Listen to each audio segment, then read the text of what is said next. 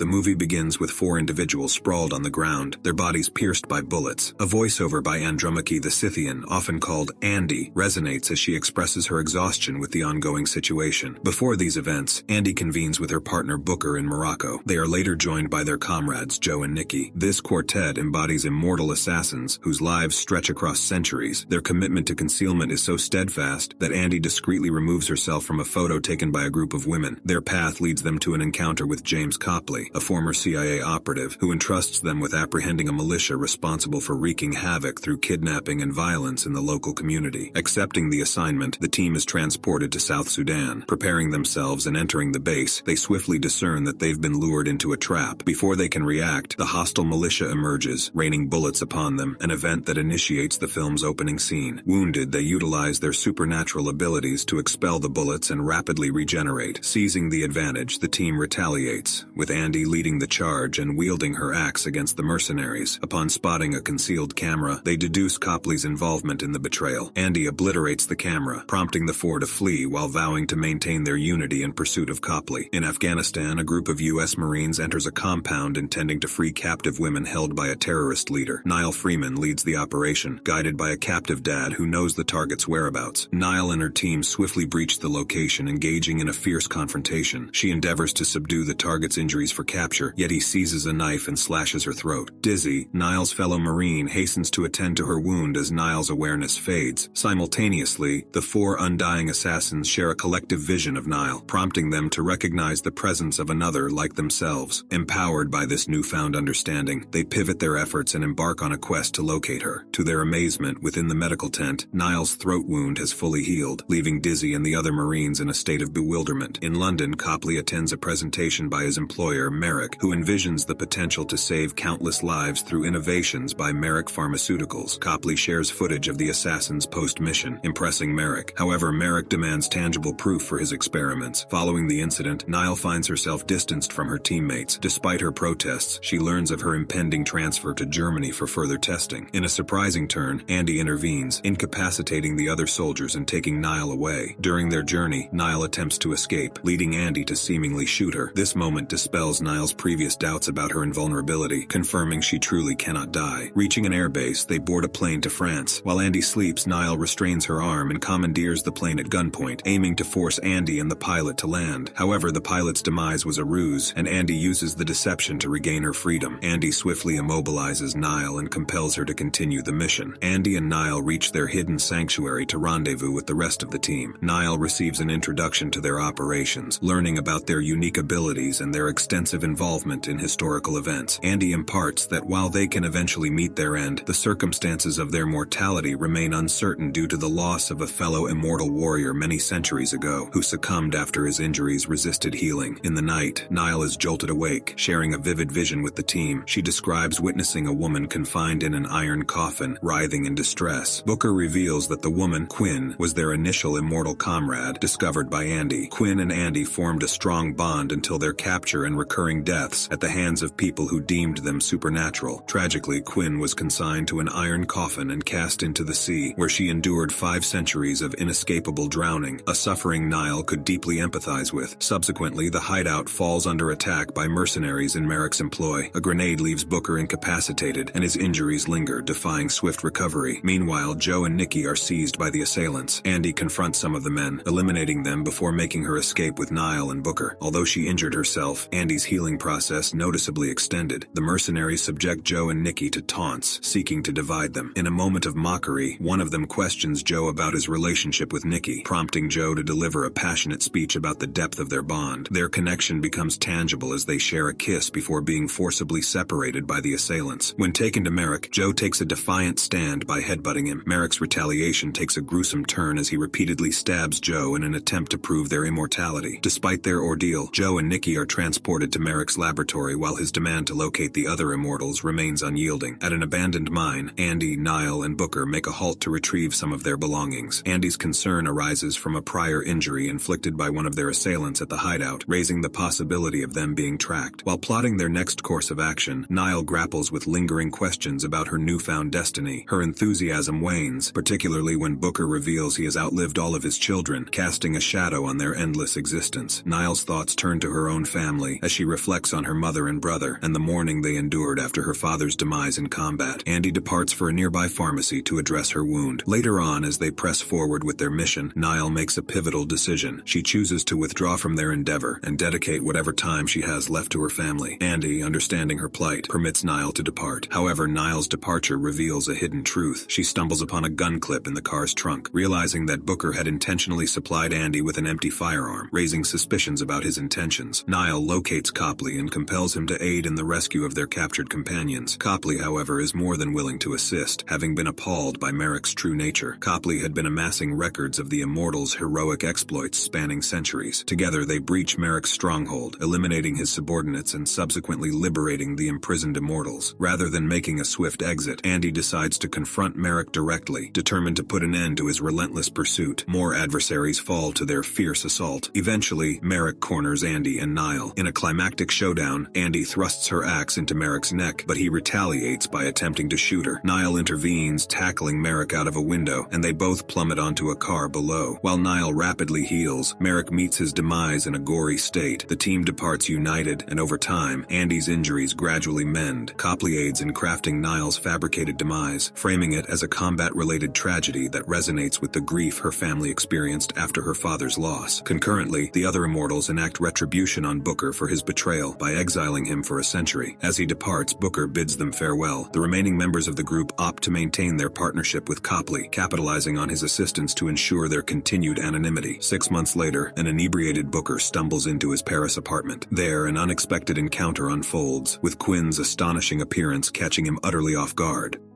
If you enjoyed this video, please subscribe and enable notifications to stay up to date on our latest content. Thank you.